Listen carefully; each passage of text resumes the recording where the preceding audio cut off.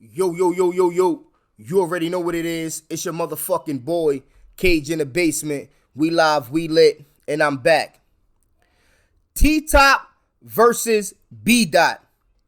What happened? I got the scorecard up.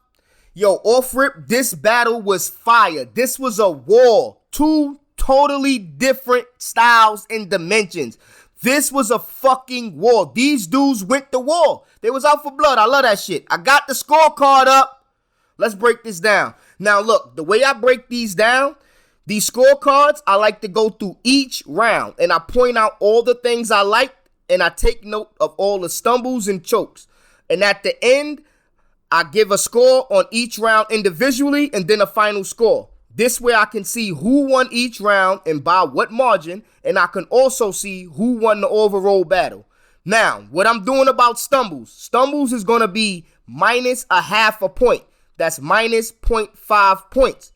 Now, a choke, what I'm doing about chokes is going to be minus 1 point. That's minus 1 point. And I do want to take note that the stumbles and the choke does have an overall effect on that score for the round. So not only does it take away points, it also affects your overall score and performance score for that round.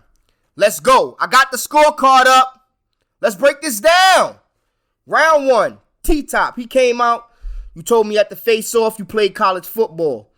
Then he played into that angle. I like that. What'd he say? He had to play football behind bars like the longest yard? What?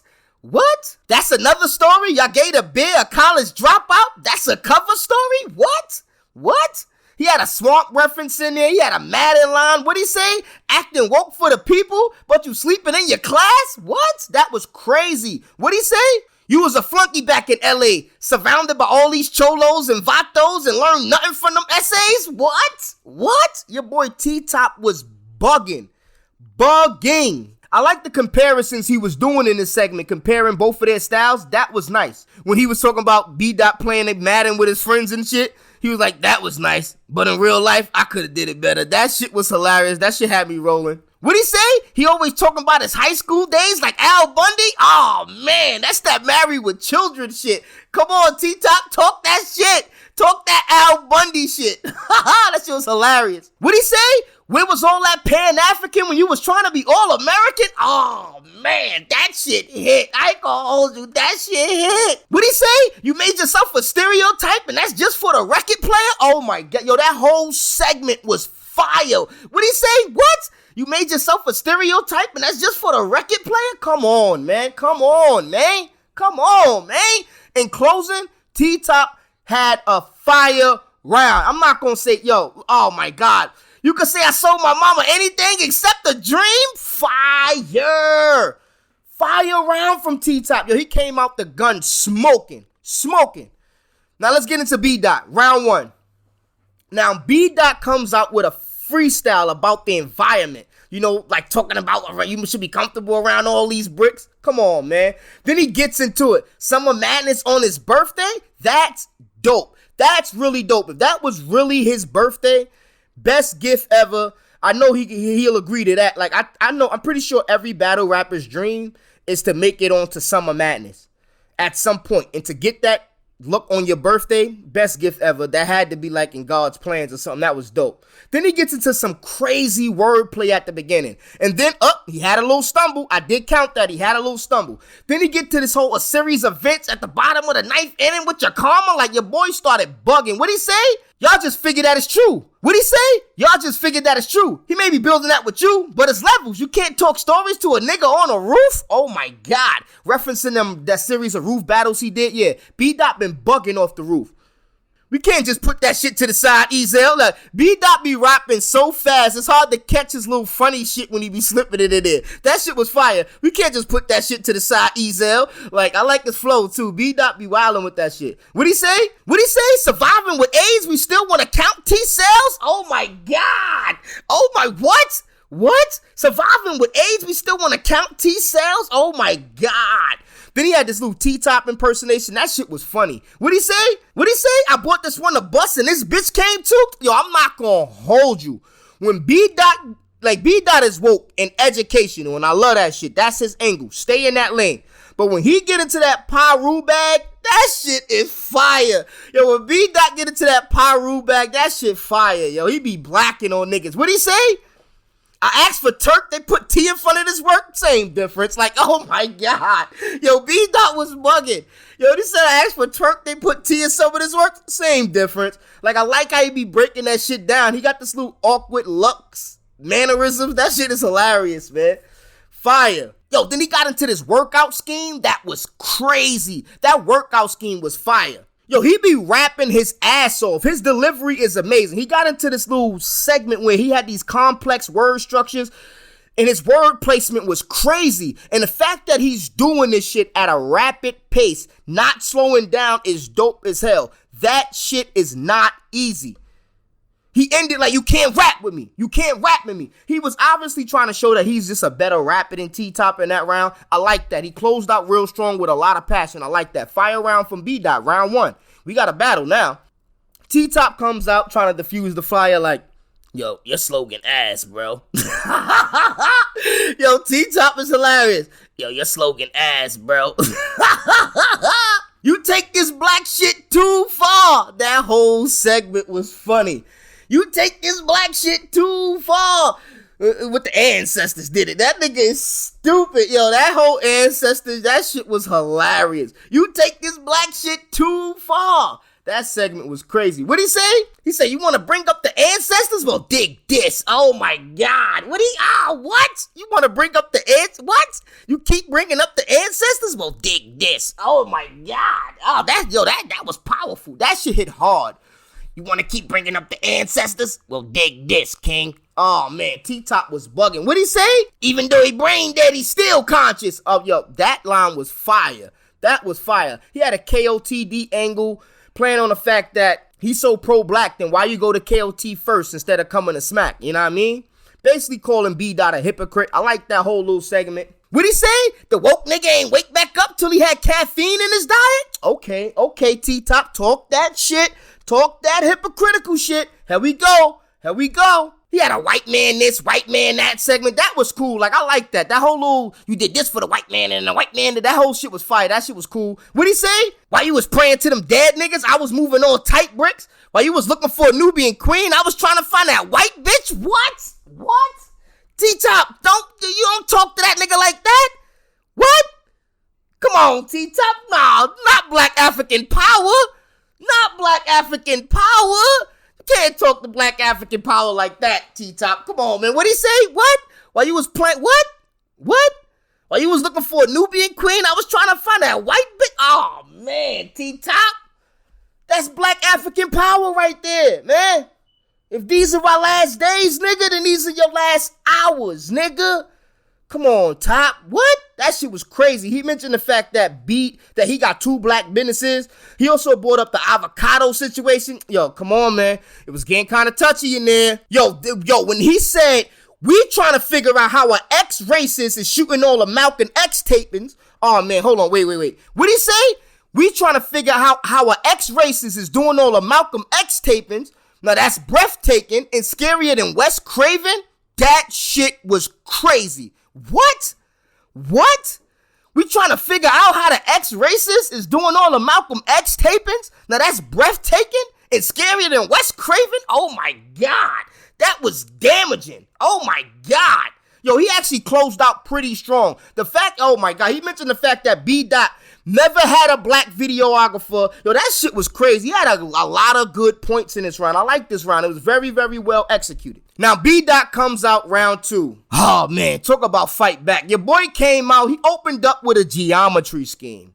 This shit was very, very, very clever. He was talking about acute angles and all of this other yo, this nigga was bugging, man. He had mad different geometry references in there, talking about triangles. Yo, the nigga was bugging. He mentioned Briz and Mook. That shit was cool. That shit was funny. Yo, he had a 4 brother scheme that was fire. That's one of my favorite movies of all time. I love 4 Brothers. I used to watch that shit on repeat, man. What'd he say? Y'all think he Victor Sweet? Well, I knock Sweets out? Oh my God. Y'all think he the Victor? I'ma knock sweets out, some shit like that. That shit was crazy. What'd he say? I'm on a roof, same place I didn't know I had it. I told Rum asymptomatic. Oh, yo, that asymptomatic line, that shit hit hard for me. Like, people in the room weren't really reacting. I was like, oh, that's fire. Oh my God, that's fire. I'm on a roof, same place I didn't know I had it. I told Rum asymptomatic. Oh my God. We banging on the top of TV. We fixing static. What? We banging on the top of TV. We fixing static. What? Niggas don't know about that Bdot. Niggas ain't had that black and white box in the crib. You gotta beat the shit out of it, put a coat hanger in the shit just to make the shit work halfway. That, oh my God. I remember the TV with 3 colors. Yo, any of my niggas ever had a green screen TV, man? Let me know who the fuck out there had the TV with 1 color. The shit was just green. Wasn't even black and white, my nigga. Shit was green. Hey, yo, any of my niggas ever put a magnet up to a TV and just watch the fucking rainbow colors go through? I done fucked up so many TVs. Let me keep going, man. What'd he say? What happened when they caught you in LA lacking? You was with some chicks, like, I'm on my job clean. Yeah, slacking. Like, I like when he be, like, throwing that shit in like that. That's that loaded Lux flow. We all know that's that Lux flow, but that was fire. What happened when they caught you in LA slacking? Talking about you was with some chicks. I'm on my job, king. Yeah, slacking. What? That shit was fire. He mentioned how Geechee Gotti had to come save T-Top. What'd he say? Making sure Top covered like a good father? Oh my God. Stop. What'd he say? They gonna put your whole business out? They gonna start by sipping tea? Oh my God. Stop.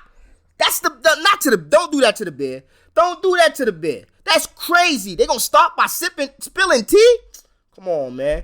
Then he gets into some crazy wordplay. What'd he say? It really be the nigga that, what? What'd he say? It really be the nigga that get it that wasn't really banging. For your team, he don't even know he bit the bullet, but he can affiliate it? Oh my God, stop. He be rhyming with mad tongue twitches. That shit crazy.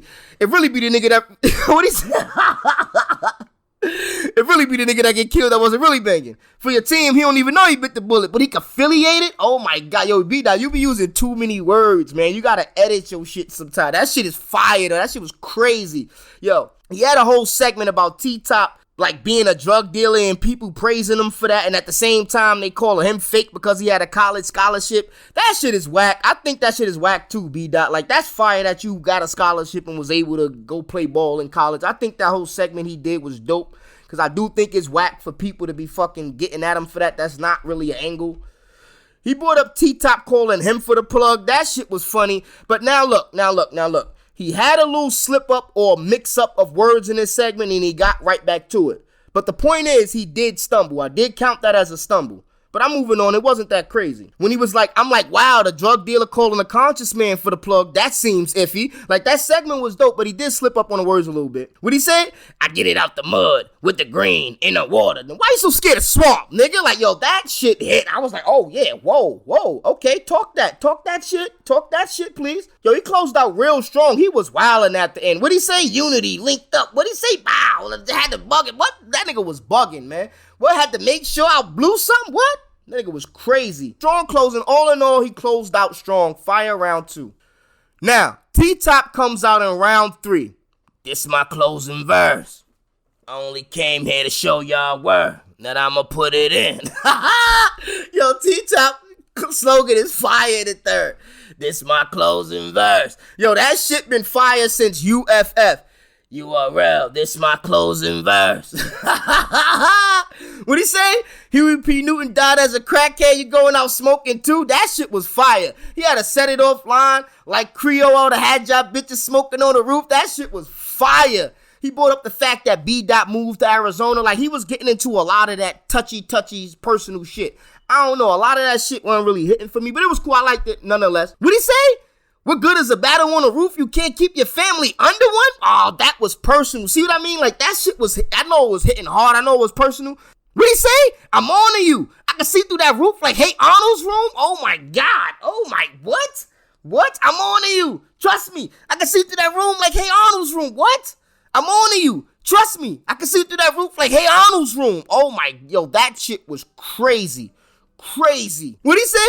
I hate a conscious nigga who only played a part that's cool. But nigga, tell me, how much money did you donate to Dr. Umar Johnson's school? Now that line was hilarious. I see a lot of people didn't catch that in the building.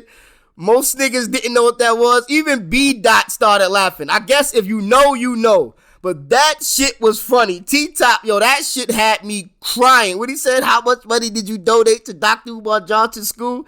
That shit was stupid, man. This nigga's stupid, man. He also brought up the fact that Bdot, didn't play for HBCU. He went to college in Oregon. He brought up that. Good point.